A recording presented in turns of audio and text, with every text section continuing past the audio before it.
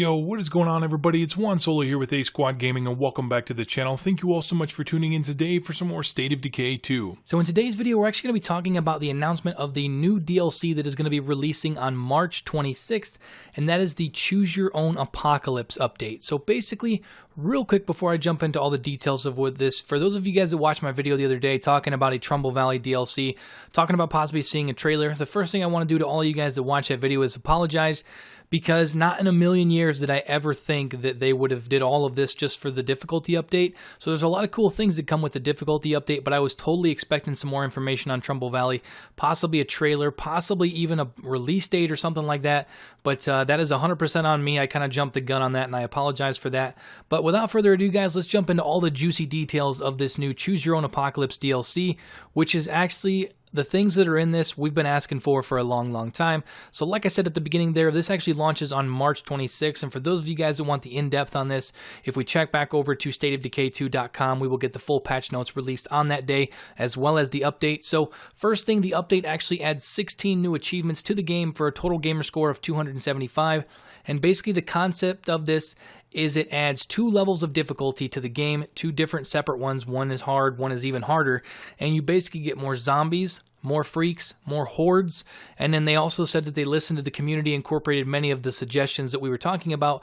Resources and weapons are going to be harder to find, zombies are more persistent, more dangerous, and there is a boatload more of them in the world. So the first thing we're going to be talking about is actually the fact that you can bring your community, your current existing communities, over into these new actual difficulty levels, as well as you can bring them out at any time. So you can change difficulties whenever you feel like it. It's not like if you take your community into one of these, they're stuck there forever. You can create brand new communities in these other difficulty areas, as well as you can bring in an existing, take out an existing, that sort of thing. So there are no limitations of where you can create a community in each zone, or if you can bring in or take out one of your existing communities, which is really cool. It gives you a lot of freedom with that. And then also when you're actually playing in multiplayer and stuff like that, friends can jump in and out of games depending on, it does not matter what difficulty you're playing, but they will get a warning before they join your game in the Dread or Nightmare zones. Those are the 2 zones that we're going to be talking about.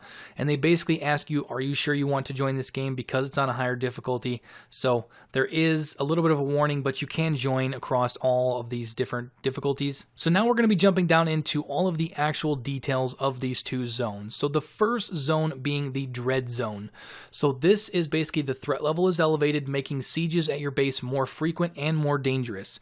Also with that, hordes are larger and more frequent, and some of them wear armor. So like for instance, some of those zombies that we saw that had like the police helmet and stuff on, you're going to be seeing more of those that are actually going to be wearing possibly even chest armor and stuff like that. So you're going to be seeing more zombies with armor, which obviously is going to make them tougher.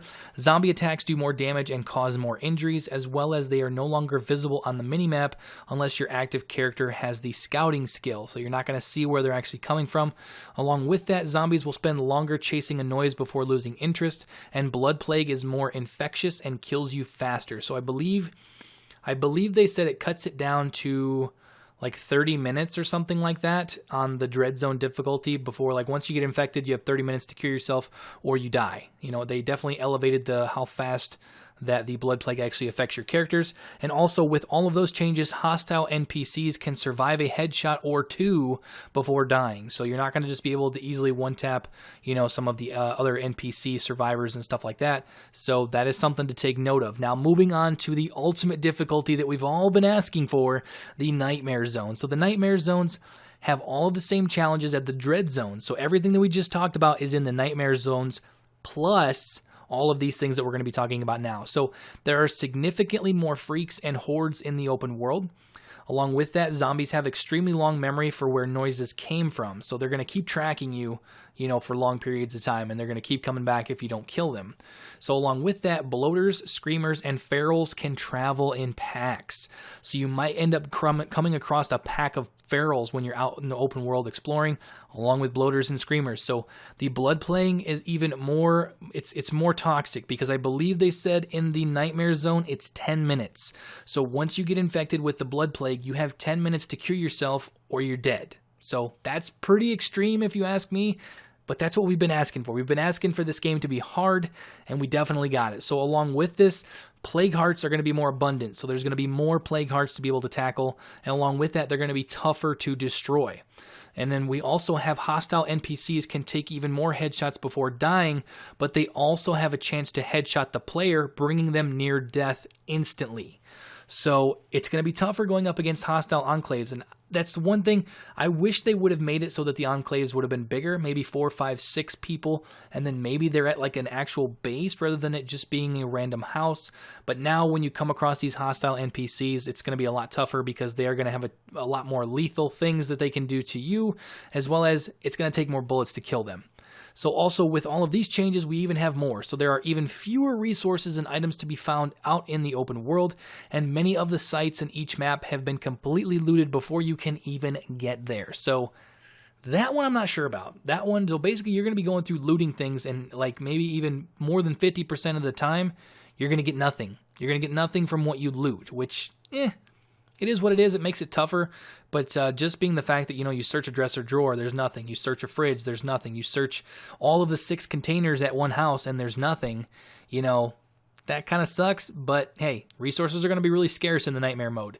And last but definitely not least, vehicles are going to be even more rare and tend to show up broken down and out of gas. So if you find a vehicle, you're going to need to have a repair kit, and you're going to need to be able to fuel that thing up before you're even going to be able to move it.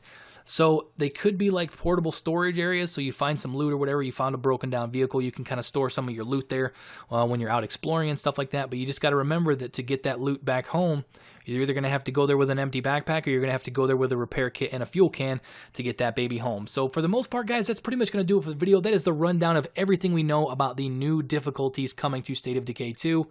I'm really excited about this because it is going to add a lot of replay value for those of you guys that wanted it to be more difficult. You wanted it to be hard. You have one of those badass communities that you had from the start of the game. You really want to test out how good they are. Bring them over into the Nightmare Zone and test your wits. So, like I said, guys, that's pretty much all of the video. If you guys enjoyed it, you guys are excited about the new difficulties coming to State of Decay 2, make sure to drop a like on the video, and also subscribe if you are new to stay up to date on all things with State of Decay 2 moving forward, with it being this DLC coming out on March 26th, as well as soon as we find out some more information about the Trumbull Valley map that's coming at some point this year, I will be definitely letting you guys know about that. But overall, guys, like I said, it's all for the video. Thank you all so much for